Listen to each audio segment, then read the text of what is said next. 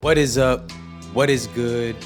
It is Knicks at night, and we are in your hood. It is your boy, Low Life John, Low Life Jay, whatever you gotta say, whatever keeps you going for the day. And tonight, not today, because I am nocturnal, we are here live. Sorry, I'm itching my nose as I'm about to sneeze. We are here. We are live for our first episode of Knicks at Night. Now, for everybody that normally watches me, this is a channel that reacts and covers predominantly hip hop music, but we also do all genres. Tonight, though, I am going to be flexing a little bit of my sports knowledge. For y'all that may not know and may not care, you can go ahead and skip ahead and get to the point, the bread and butter of the video. I'll try to drop a timestamp if I can remember. For y'all that may be new to this channel, for you guys that might just be clicking for the first time, thank you for joining, first off. Second off, I am somebody that does not call myself, first off, I'm definitely not an analyst. Second off, I am no journalist. I am a big sports fan, someone that has been watching since as long as I can remember. I watch mostly basketball and football, but I am knowledgeable in mostly every sport except cricket.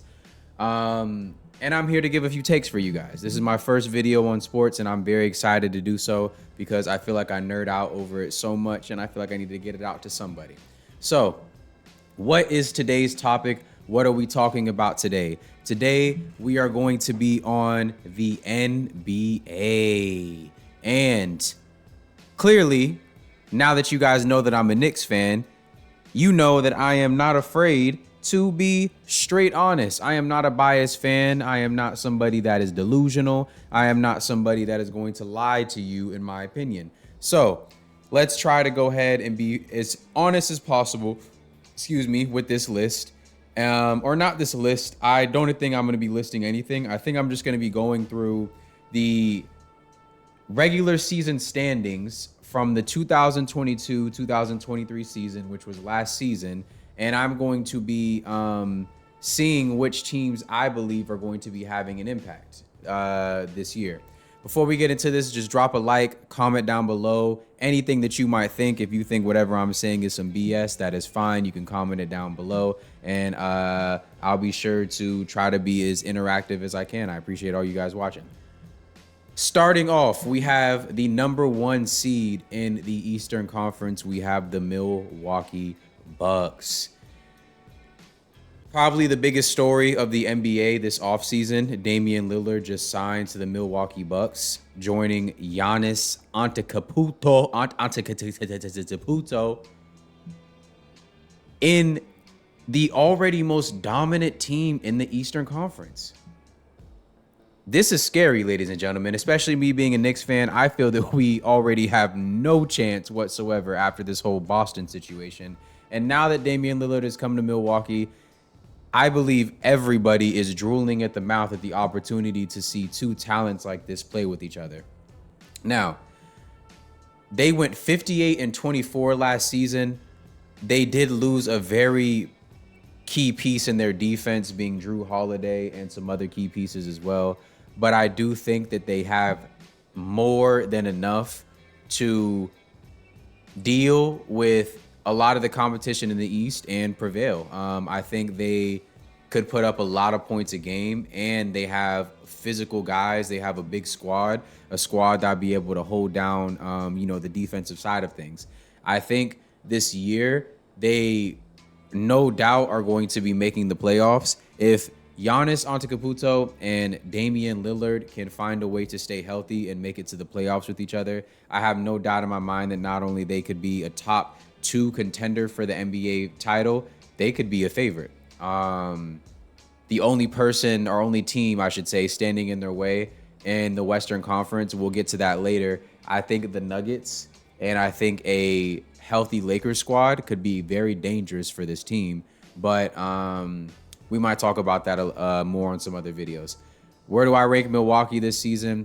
I think they're going to finish If not first, then second in the conference. But I'm going to go ahead and keep them where they are. I think that this is going to be looking very relevant to how this season might go with a few changes. All right, ladies and gentlemen. So moving on to number 2, we have the Boston Celtics. The Boston Celtics, in a nutshell, are probably the biggest letdown for me last year. I'm not a Celtics fan, but as somebody that knows the potential of this team, I think that they could have done so much more.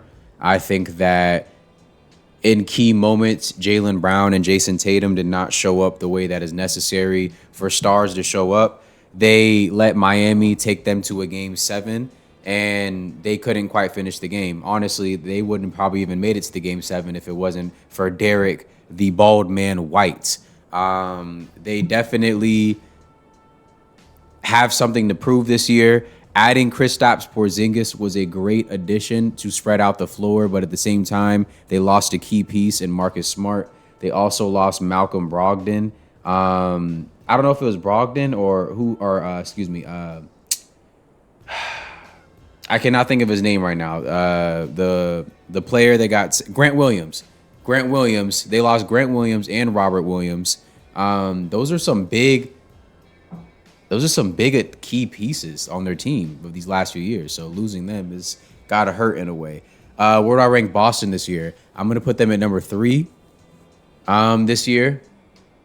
Put them at number 3 this year. I think that they will go through struggles because it's a new team, but I think they'll be a force to reckon with in the East. Moving on to number 3, we have the Philadelphia 76ers. Coming off an MVP year for Joel Embiid, the Philadelphia 76ers have a lot of optimistic views towards this year. I feel that, though, at the same time, this whole James Harden situation is such a letdown. I don't even know where to begin when it comes to James Harden and how he has let down so many organizations off of his own feelings and how he has held so many organizations hostage, I feel like, just based off of his own personal beliefs on everything. I'm not saying no one should not fight for what they believe in, but at the same time, there's a way to handle things, and I think James Harden has handled things as childlike as you possibly could. He definitely feels strongly about this Daryl Morey situation, feels that he's done him wrong. Apparently, there's a grudge towards that. Hopefully, they figure it out. I think the Sixers could fall down to the 4th or 5th spot this year due to the roster changes constantly and due to this there being chemistry issues. Hopefully, Tyrese Maxey becomes a huge piece for them to be able to keep them in the top 3. Moving on to the Cleveland Cavaliers. A great young squad with a lot of passion. Donovan Mitchell being the leader is someone that you could always go by. Not anything bad to say about the team, but also nothing crazy to say about the team as well. I think Darius Garland could jump a level to be able to be that second key piece for Donovan Mitchell to where they could really be a dynamic duo. Not saying that they're not, but it's just not something that I think could be heavily used in the playoffs. I don't think they're that dangerous. I think that they're a team that kind of takes up space in the conference standings, to be honest. They're like almost like the Hawks. They make it every year, but they're not going to do nothing. They're still a piece away from doing that. Moving on to my New York Knicks. Wow. Such a roller coaster ride of a season last year. To make a long story short, Jalen Brunson deserves the ultimate praise for putting a Knicks team that in some games felt hopeless on his back and willing them into these playoffs deeper than anybody had my Knicks going in these playoffs. If it was not for lackadaisical play, in my opinion, by Julius Randle and Emmanuel quickly being hurt and some other injuries that we had, I feel that we could have gone farther in these playoffs. Julius Randle has a lot to prove this season. I think as I've seen, the Knicks have decided to go ahead and stay with him. I was an advocate of getting him out of here after the season. I did not like what I saw. I think we can trade him for, if not a draft pick, for some other key piece, somebody that is more reliable. Julius Randle is too streaky, in my opinion, and he also is he's a complainer in some instances, and I would rather see him use his size and be more of a dog and get to it, more like Bam Adebayo. I really think that the Heat squad showed us up last year in the playoffs and showing us that this is a heart and not a talent thing. And the Knicks just didn't have enough heart when it came to some games. And I really hope that that's something that we can improve this upcoming year. So I'm going to go ahead and put the Knicks at number 4, actually. I think that we will have another great year. I think Jalen Brunson is coming to his own. If Julius Randle has a breakout season, we are a genuine force to be reckoned with. But with all the problems in the East, with Milwaukee and Boston going to cause, I'd be really surprised to say that we can make it farther than the Eastern Conference semis. So that's me being honest, and that hurts to say as a Knicks fan, but it is what it is. We have a lot of talent in the East now. And now that I'm doing this video, I think I'm going to go ahead and break this video into 2 parts, an Eastern Conference and a Western Conference video. If this video gets enough likes, I will definitely do the Western Conference. Moving on in the Eastern Conference, we have the number 6 Brooklyn Nets.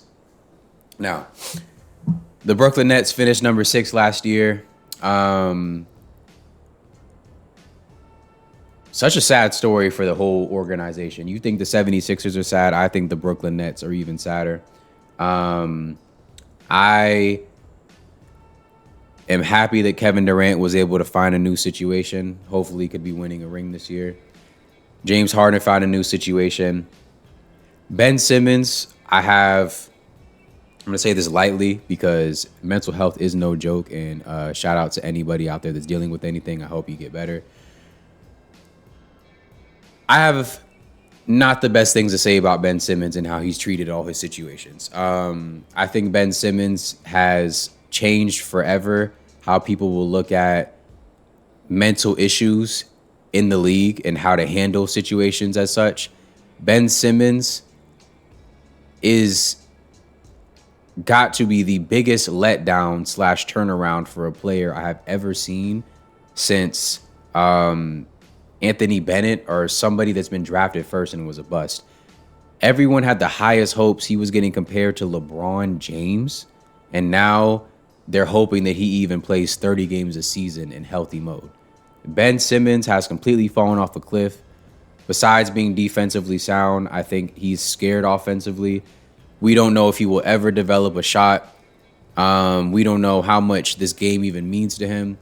I think the Brooklyn Nets are going to stay where they're at number 6, and they might fall to number 7. Number 7 was the Miami Heat last year, and I don't think that will stay the same. I'm going to go ahead and take that Philadelphia spot that I think they fell out of. I'm going to put the Miami Heat there this year. The Miami Heat are a team that have Tyler Hero back. You have a Jimmy Butler that is coming out with vengeance. You also have a Jimmy Butler that is salty. He is an emo Jimmy Butler because he has felt that he's felt so many missed chances. I feel that Jimmy Butler has no better pride and joy than in just ruining somebody else's chances to make it to the playoffs or make it to the NBA championship. Jimmy Butler is a dog, but at the same time, it was very sad to see that they couldn't pick up an extra key piece in the offseason. If anything, they lost more pieces. They lost someone like Gabe Vincent to the Los Angeles Lakers. The Heat, as good as they are developing young talent, I don't know if they'll be able to overcome everything else that is going on in the East. Otherwise, though, I will put them at the 3rd or the 4th spot just because they are still a force to be reckoned with off of Jimmy Butler and Tyler Hero alone. And Bam Adebayo. Let's not forget about Bam. Moving on to the Atlanta Hawks. Ice Trae the Gang. Trae Young, the rival to my Knicks, Mr. New York hates you. Trae Young, you need to get out of Atlanta, young man. I understand you have DeJounte Murray. I understand you have Clint Capella. I understand you have a squad that is healthy, young, and competitive. But I think the Atlanta Hawks, unless they are somehow able to gather a talent or gain a talent that is Dominique Wilkins-like for the city, The Atlanta Hawks have been as stagnant as possible since that 2012 season or 2013 season with Jeff Teague, where they almost shocked the world and went so far in the playoffs and no one thought when they had the best record in the East. You guys remember what season I'm talking about. Not much to say about the Atlanta Hawks. I think they stay right where they're at. If not anything, they might go to number 7 or they might possibly drop lower. Trae Young needs to leave or they need to gain another piece. Shout out to DeJounte Murray. Get your coin.